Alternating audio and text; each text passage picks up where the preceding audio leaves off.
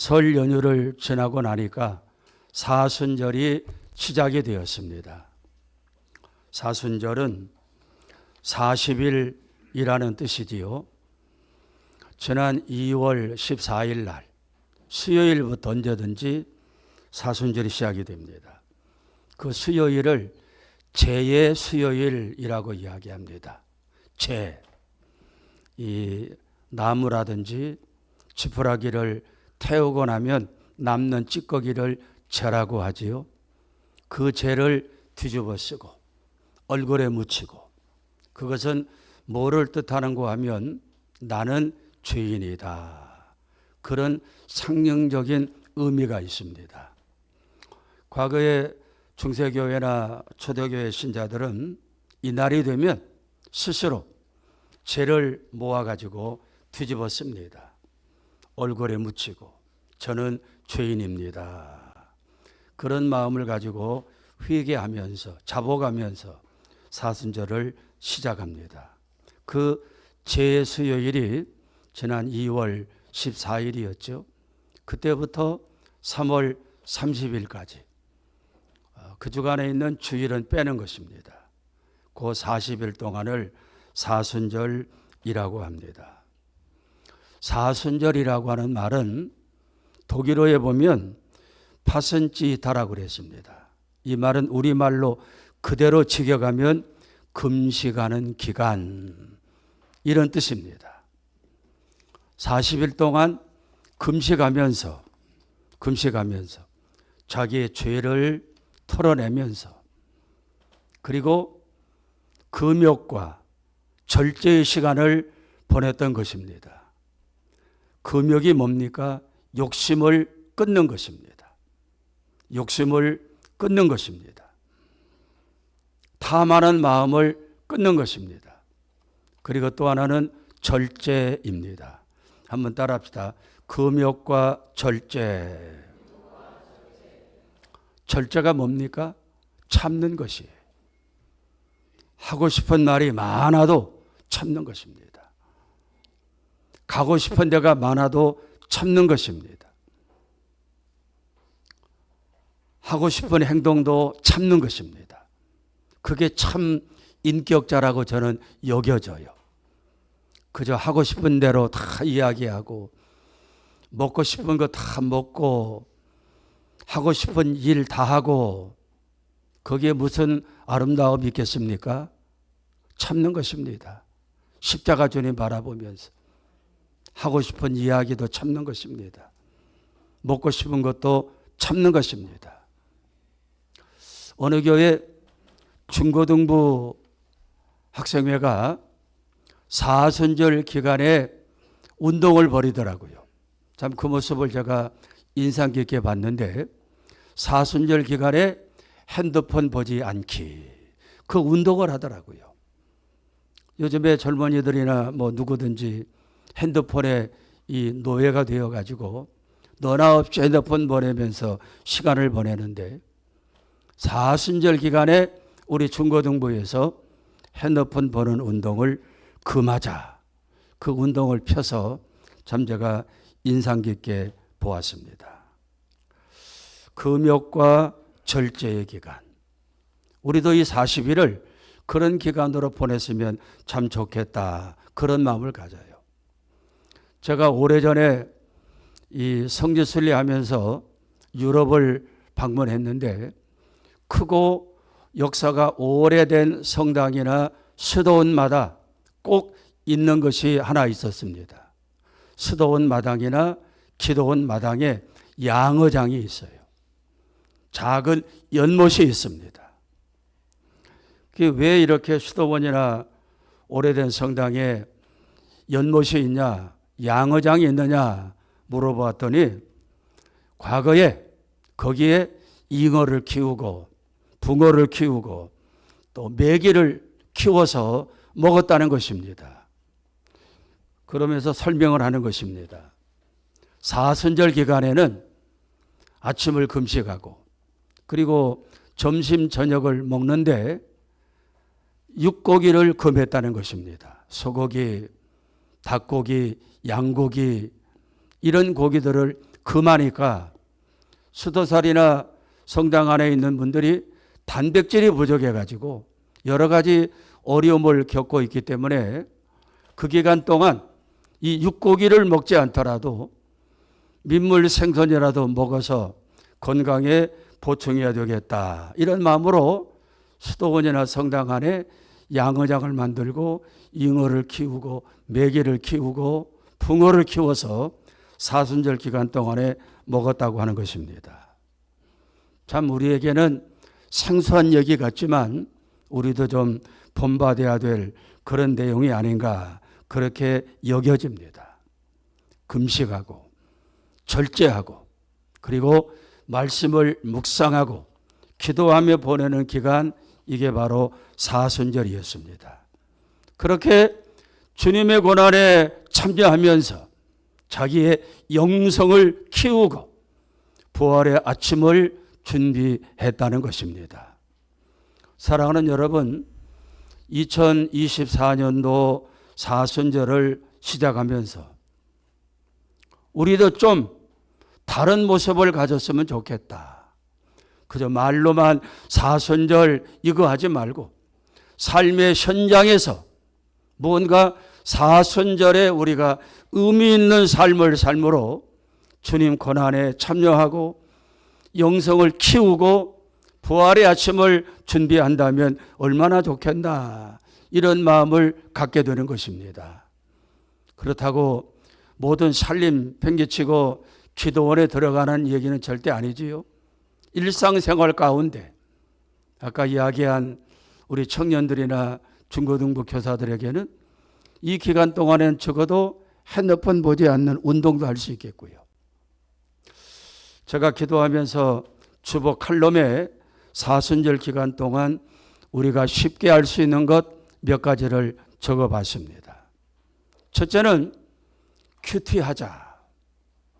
큐티가 뭡니까? 콰이어트 타임이죠. 경건한 시간을 보내자. 주보 뒷면에 보면 성경 읽기, 기도 제목이 나오지요. 적어도 이거라도 보면서 주님과 더 가까워지면 좋겠다. 두 번째는 하루 한 번 전도하자. 어디서든지 전도할 수 있습니다. 엘리베이터에서도, 지하철에서도, 가게에서 물건을 사면서도 예수 믿으세요, 가까운 교회 가세요 할 수 있습니다. 학교에서도, 커피숍에서도. 세 번째는 고난당하는 이웃을 품자. 질병으로 어려움 당하는 이웃을 방문하고 고립되어져 있는 분들을 찾아가서 위로도 하고 그분들에게 하나님의 사랑을 품는 이런 기간이 되자. 어려운 일이 절대 아닙니다. 네 번째는 선교에 참여하자. 선교사들을 위해서 기도하고 또 선교 헌금도 드리고, 다섯 번째는 하루 한 번 섬기자. 하루 한 번 섬기자. 꼭 나이 많은 사람들에게만 섬기는 것 아닙니다. 나이 어린 사람들에게도 내가 얼마든지 그리스도의 사랑을 가지고 다가갈 수 있습니다. 예수님이 제자들의 발을 씻어주셨습니다. 섬겼습니다.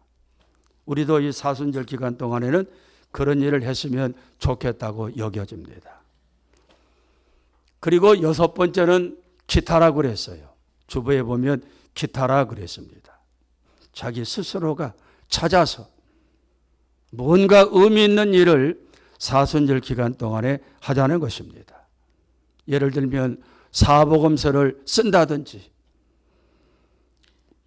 교회 하루에 한 번씩 방문하든지, 뭔가 의미 있고 내 영성을 키우고 하나님과 긴밀해지는 이런 기간으로 삼는다면 얼마나 우리 주님이 기뻐하시고 또 우리의 영성은 그만큼 커지는 것입니다. 여러분, 이렇게 의미 있고 뜻깊은 사순절이 되기를 주의 이름으로 축복합니다. 할렐루야. 어느 날 예수님이 제자들과 함께 가이사라 지방으로 전도 여행을 다니면서 제자들을 모아놓고 놀라운 사실을 선포합니다. 내가 죽임을 당할 것이다. 그리고 부활할 것이다. 마태복음 16장 21절, 아까 우리가 읽었던 말씀이지요. 다시 한번 읽어봅니다. 시작. 이때로부터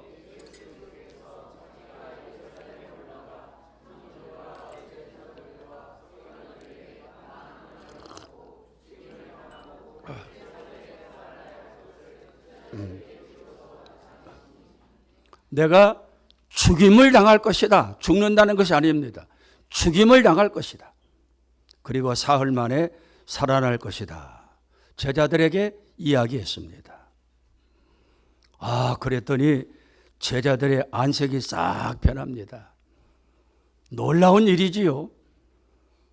그리고 성질 급한 베드로가 주님께 나서서 아주 강력하게, 성경대로 이야기하면 항변했다 그랬습니다.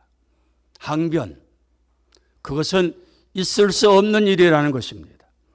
항변이라는 말은 따지고 묻고 덤벼드는 것입니다.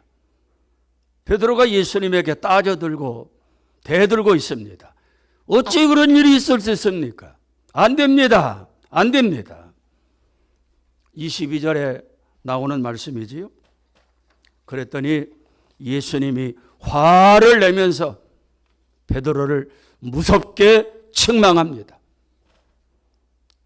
23절이지요. 사탄아, 내 뒤로 물러가라. 베드로가 졸지에 사탄이 된 것입니다. 사탄아, 내 뒤로 물러가라. 너는 내 옆에서 알랑알랑거리면서 나를 넘어뜨리려고 하는구나. 네가 하나님의 일을 생각하지 않고 사람의 일을 생각하는구나. 사탄아, 썩 물러가라. 베드로가 졸지에 사탄이 된 것입니다. 당시 이스라엘은 로마로부터 핍박을 받고 압제를 당하고 살았습니다. 착취당하고 억압당하고 핍박당하고. 베드로뿐만 아니라 모든 유대인들이 그런 마음을 가져요. 누군가 심 있는 사람이 나와서 로마로부터 우리 민족을 해방시켜줬으면 좋겠다. 베드로와 제자들은 예수님을 만나서 따라다니면서 소망이 생긴 것입니다. 그렇지. 저 정도 능력자라면 능히 할 수 있어. 죽은 자도 살리고. 베세다에서는 보리떡 그 얼마 되지 않는 것 가지고 물고기 몇 마리 가지고 5,000명 넘는 사람을 배불리 먹였으니 저번이라면 민생 문제 해결할 수 있겠다. 로마로부터 우리가 독립할 수 있겠다. 그런 꿈들을 가지고 지금 예수님을 따라다니는 것입니다. 그리고 내색은 아직까지 안 했지만은 은근히 그런 마음을 가져요. 그날이 오면 적어도 우리는 도지사나 장관 자리 하나 할 수 있겠다. 비서실장 정도는 할 수 있겠다. 그런 꿈을 가지고 지금 예수님을 따라다니는데 청천벽력같이 예수님이 이번 6월절에 내가 예루살렘에 올라가면 죽임을 당하고 부활할 것이다. 아마 이들에게는 부활이라는 그 말씀은 귀에 들어오지도 않았을 것입니다. 죽임을 당한다는 말이 그들을 썸짓하게 했을 것입니다. 베드로가 절대로 그런 일이 일어날 수 없습니다. 네버 절대로 안 됩니다. 주님은 그에게 뭐라고 말씀했다고요? 사탄아, 썩 물러가라. 너는 내 옆에서 알짱알짱 거리면서 나를 넘어지게 하는 놈이다. 사탄아, 썩 물러가라. 너는 왜 하나님의 일은 생각하지 않고 사람의 일만 생각하느냐? 이 고얀 사탄아, 물러가라. 여러분, 이 말씀을 들으면서 저는 두 가지 마음에 와 닿아요. 첫째는 우리도 따라합시다. 나도 사탄 될 수 있다. 아니, 이미 사탄이다. 그 말은 좀 하기 쉽지 않은가요? 나도 이미 사탄일 수 있어요. 이 사건이 일어나기 전에 어떤 일이 벌어집니까? 주님이 베드로를 높이 세웁니다. 물어요. 제자들에게. 사람들이 나를 누구라고 하느냐? 그랬더니 제자들이 뭐라고 말합니까? 요한복음 16장 13절이죠. 사람들이 세례 요한이라고 말하기도 하고 엘리야가 다시 왔다고 말하기도 하고 예레미야가 나타났다고도 이야기하고 있습니다. 그 예수님이 또 물어요. 사람들이 그렇게 이야기하느냐? 그러면 너희들은 나를 뭐라고 생각하느냐? 그때 베드로가 나섭니다. 주님, 제가 보니 주님은 그리스도요 살아계신 하나님의 아들입니다. 놀라운 신앙 고백입니다. 여러분도 그런 신앙 고백할 수 있기를 주의 이름으로 축복합니다. 당신이 믿는 예수가 누구냐 물을 때 오물오물거려요. 답이 없습니다. 이게 우리의 모습 아닙니까? 베드로는 즉답을 하는 것입니다. 생각도 안 해봐요. 저는 그리스도요 살아계신 하나님의 아들입니다. 주님이 얼마나 기뻤는지 몰라요. 그래, 17절 말씀이죠. 바요나 시몬아 네가 복이 있다. 18절에 보니까 이제부터 너의 이름을 베드로라 하라. 반석입니다. 베드로는. 이 반석 위에 내가 교회를 세우리니 음부의 권세가 이기지 못할 것이다. 그리고 19절에 보니까 천국 열쇠를 너에게 줄 것이다. 네가 땅에서 열면 하늘에서도 열릴 것이고 땅에서 풀면 하늘에서도 풀어질 것이다. 여러분, 주의 종들에게는 이 천국 열쇠가 있는 것입니다. 하나님의 베드로를 칭찬하고 높이고 천국 열쇠까지 주었어요. 베드로가 우쭐해졌습니다. 교만이 들끓었어요. 나 정도는 돼야지. 그래, 내가 주님 앞에 인정받았어. 그런 우쭐한 마음 가지고 있는데 예수님이 죽임을 당한다 그러니까 즉답으로 안 됩니다. 왜 그래 해야 됩니까? 교만의 극치지요. 주님은 그 베드로를 향해서 사탄아 물러가라. 고얀 놈, 네가 내 옆에서 나를 넘어뜨리는구나. 여러분, 우리는 늘 삼가하고 조심해야 됩니다. 왜냐하면 사탄이 될 수 있기 때문에 그래요. 이미 되어 있는지도 모르겠습니다. 하나님을 힘들게 하고 교회 질서와 평화를 깨트리고 대적하고 교만하고. 고린도전서 10장 12절에 뭐라고 말합니까? 그런즉 선줄로 생각하는 자는 넘어질까 조심하여라. 할렐루야. 여러분, 삼가하고 조심해야 됩니다. 귀신에게 마귀에게 사로잡히지 않도록. 두 번째, 이 사건을 보면서 느끼는 것이 뭡니까? 하나님의 일을 해야 되겠다.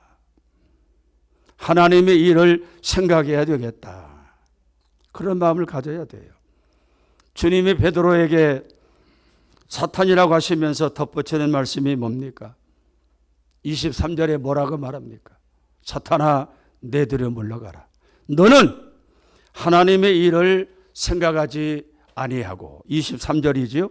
너는 하나님의 일을 생각하지 아니하고 사람의 일을 생각하는구나. 사탄아 물러가라. 베드로가 왜 사탄이 되었습니까? 하나님의 일을 생각하지 아니하고 사람의 일을 생각하였기 때문입니다. 주님을 따라다니고 교회 일을 한다고 하면서도 그의 생각 속에는 하나님의 일은 없고 사람의 일만 마음속에 있는 것입니다. 여러분에게 물어볼까요? 우리는 하나님의 일을 생각하며 삽니까? 사람의 일을 생각하며 살고 있습니까? 지나간 일주일 동안만 사람의 일이 뭐예요? 귀신이 좋아하는 일입니다. 사탄이 좋아하는 일이에요. 또 다르게 이야기하면 무엇을 먹을까? 무엇을 입을까? 어떻게 해야 돈 벌고 살고 어떻게 해야 내 이름 석자가 높여질까? 이게 다 사람 일 아닙니까? 사람이 기뻐하는 일, 내가 좋아하는 일을 생각하며 사는 사람, 이런 사람을 인본주의자라고 얘기해요. 하나님과 상관이 없습니다. 모든 중심이 자기에게 있어요. 그러나 하나님의 일을 생각하는 사람은 하나님이 기뻐하시는 일이 무엇일까? 내가 어찌하면 하나님의 영광을 드러내며 하나님의 복을 받으며 살 수 있을까? 우리는 어느 쪽입니까? 골로새서 3장 1절에 보니까 위의 것을 찾아라. 위의 것을 찾아라. 땅의 것을 생각하지 말아라. 바울이 골로새 교인들에게 전하는 편지에 있는 내용입니다. 위의 것이 바로 하나님의 일 아닙니까? 땅의 것은 사람의 일이에요.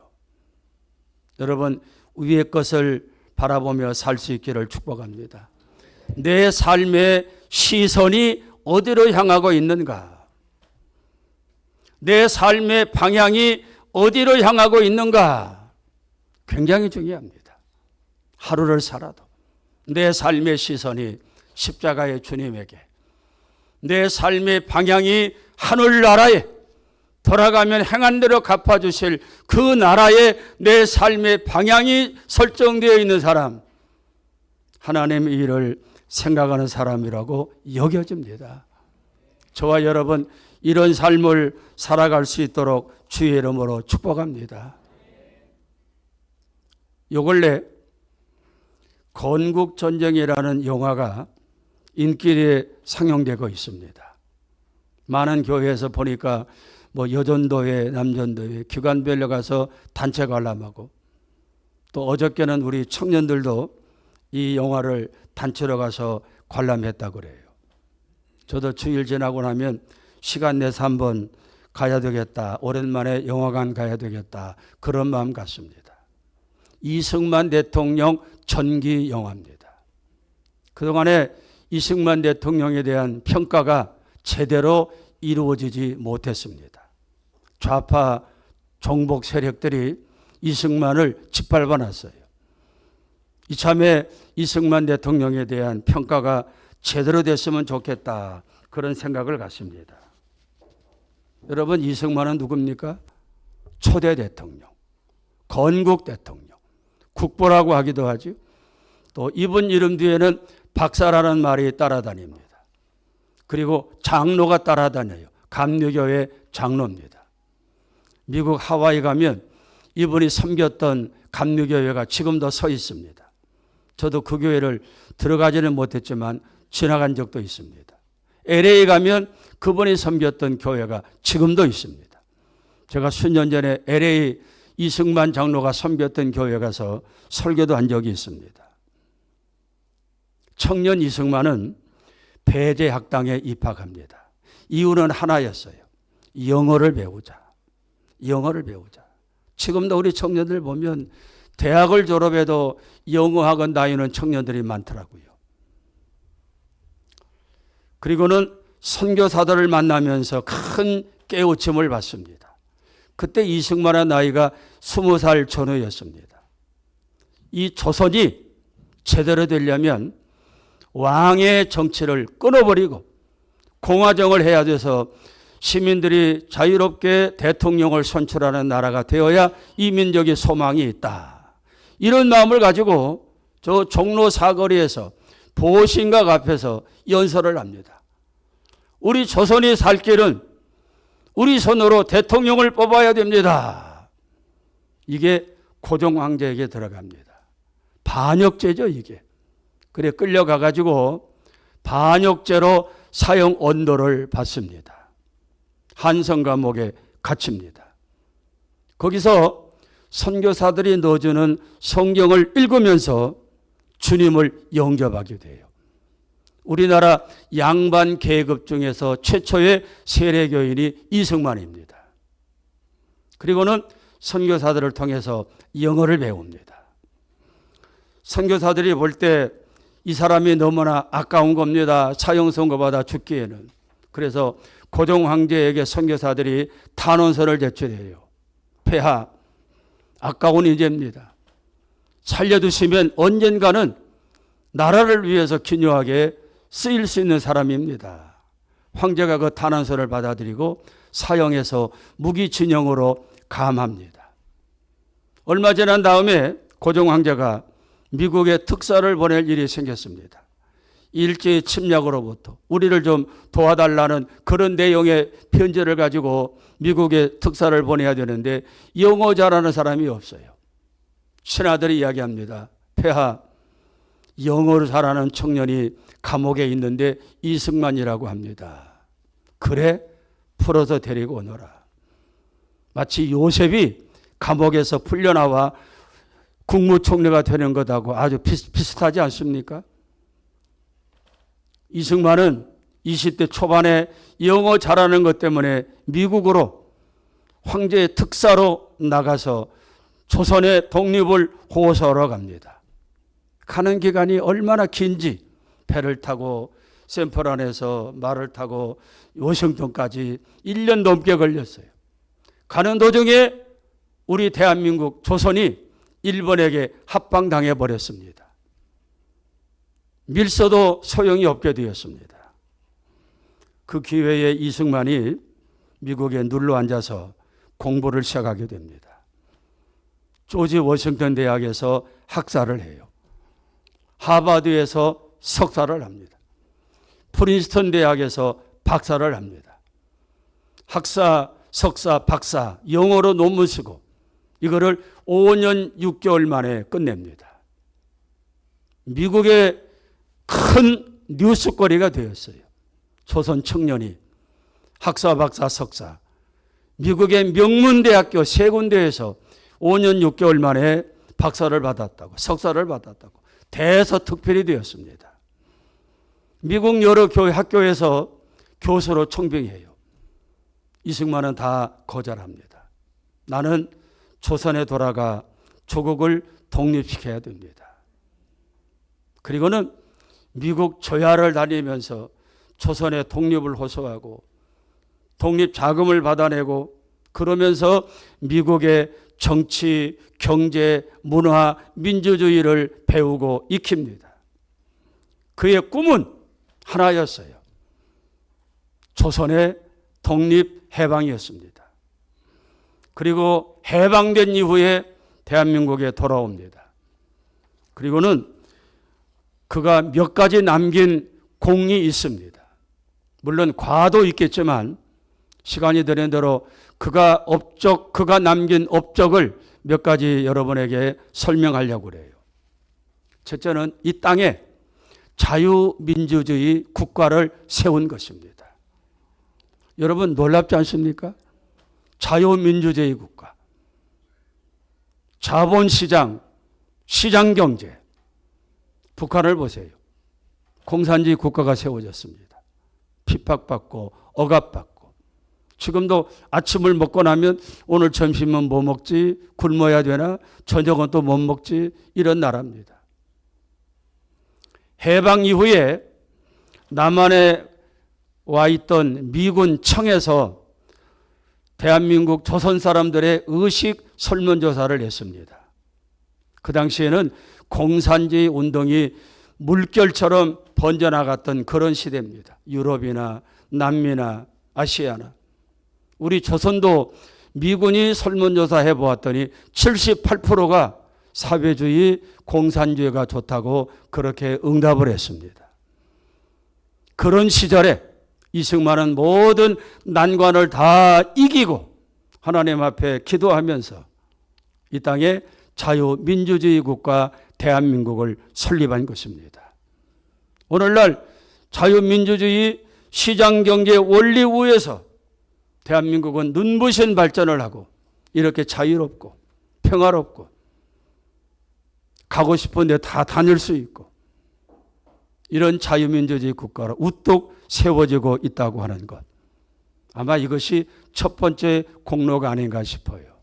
할렐루야. 두 번째는 문맹률을 퇴치시킨 것입니다. 여러분 한글 모르는 분 없지요? 해방 이후에는 한글 모르는 사람들이 거의 90%가 되었습니다. 왜냐하면 일제시대에 일본말을 배웠기 때문에 한글말을 몰라요. 쓰지도 못하고 읽지도 못하고. 선거를 해도 후보자 이름을 모르니까 누구를 찍어야 될지 왔다 갔다 하는 것입니다. 이승만 대통령이 한글을 가르쳐야 되겠다. 보니까 총회가 없는 것입니다. 미국의 친구들에게 연락해서 총회를 가져오게 하고 연표를 가져오게 하고 그리고 각 동네마다 한글을 배우게 해서 문맹률이 일시에 퇴치됩니다. 전 세계 어느 국가도 이렇게 짧은 시간 내에 문명률이 퇴치된 나라가 없습니다. 세 번째는 토지 개혁을 성공시킨 일입니다. 과거 역사지만 과거의 역사가 우리에게도 큰 도움이 되고 의미가 있는 것입니다. 해방된 이후에 북한의 김일성도 토지 개혁을 했습니다. 1946년도에 토지 개혁을 합니다. 북한의 방법은 무상몰수, 무상분배였어요. 지주들이 가지고 있는 토지를 무상으로 뺐습니다. 그러니 지주들이 불만이 얼마나 많겠습니까? 반대하면 막 잡아다가 죽이는 시절이었습니다. 그리고는 농민들에게 무상으로 나누어 줍니다. 너 여기서 저기까지 네 땅이야 농사 지어라. 그런데 등기는 공산당입니다. 소유권은 공산당이에요. 이승만 대통령이 1948년도에 건국을 하고 그 다음 해에 토지 개혁을 합니다. 이승만 대통령의 토지 개혁은 한번 따라 해볼래요? 유상환수, 유상분배, 지주들에게 돈 주고 사는 것입니다. 그리고 농민들에게 나누어 주는데 유상으로 나누어 줘요. 너 이 땅 네 거야. 그리고 앞으로 농사 지어서 5년 안에 갚아야 돼. 유상환수, 유상분배입니다. 이승만이 생각하기를 농민들의 경제가 좋아야 이 민족의 경제가 좋을 것이고 그래야 민주주의 뿌리가 내릴 것이다. 국가 경제가 발전될 것이다. 이런 마음으로 지주들에게 돈 주고 사고 농민들에게 돈 주고 팔고 5년 동안 갚아라. 이 땅의 소유권은 너에게 있다. 북한하고 얼마나 다릅니까? 이 토지개혁은 전 세계의 모델이 되어서 2차 대전 이후에 많은 나라들이 우리나라의 이승만의 이 토지 정책을 본받아서 그들도 토지 개혁을 했다는 것입니다. 하나만 더 말씀드리고 끝내지요. 뭐겠습니까? 6.25 전쟁의 위기 속에서 이 나라를 구한 것입니다. 1950년 6월 25일 새벽 4시 소련으로부터 탱크 244대를 지원받아요. 그리고 인민군 12만 명이 대한민국을 향해서 공격에 옵니다. 대한민국은 탱크 하나 없었습니다. 비행기 한 대 없었어요. 겨우 낡은 배 한 척 있었습니다. 전쟁에 아무런 준비가 없습니다. 3일 만에 서울이 넘어갔고 임시정부는 진해로 넘어갑니다. 일촉즉발의 상황입니다. 그때 이승만은 기도하면서 하나님의 지혜를 구하지요. 잘 알고 있는 메가더 장군에게 전화를 합니다. 미국 생활하면서 메가더하고 아주 친해졌거든요. 메가더가 일본의 극동군 총사령관으로 와 있습니다. 메가더 장군, 조선에 와서 우리를 구해달라. 메가더 장군이 비행기 타고 날아와서 전선을 시찰합니다. 미국에 전화합니다. 아무개요, 우리 좀 도와달라. 공산주의, 공산당에게 먹혀지겠다. 유엔을 움직여달라. 그래서 하는 말이 이승만을 외교의 천재라고 이야기합니다. 이런 지혜를 가지고 미군이 들어오고 유엔군이 들어오고 우리나라를 구하고 있는 것입니다. 여러분, 왜 제가 이 말씀하면서 이승만 대통령 이야기를 할까? 하나님의 일은 따라합시다. 살리는 일이고 세우는 일이다. 할렐루야. 이게 하나님의 일이에요. 사탄의 일은 죽이는 일입니다. 무너뜨리는 일입니다. 하나님의 일은 부흥되게 하는 일입니다. 사탄의 일은 망하게 하는 일입니다. 잘 분별하세요. 누가 하나님의 일을 하는 사람이고 사람의 일을 하는 사람인가? 여러분, 하나님의 일은 살리는 운동이고 세우는 일입니다. 나는 이승만 대통령 그 영화를 아직 안 봤지만은 책을 읽으면서 이분이 있었기 때문에 오늘날 이렇게 번영된 대한민국이 있는 것이고 이분은 살리는 일을 했고 세우는 일을 했구나. 성도 여러분, 우리 교회도 여러분도 그런 일 할 수 있기를 주의 이름으로 축복합니다. 하나님, 우리 교회는 살리는 일, 세우는 일을 하게 하여 주시옵소서. 우리 모든 성도들이 이 일을 향해서 하나 되게 하여 주시옵소서. 할렐루야. 우리 이렇게 이 말씀 마음에 담고 이 시간에 함께 기도하는 시간 갖겠습니다. 하나님, 저도 살리는 운동, 세우는 운동에 앞장서 가게 하여 주시옵소서. 주여 하고 다 같이 기도합니다.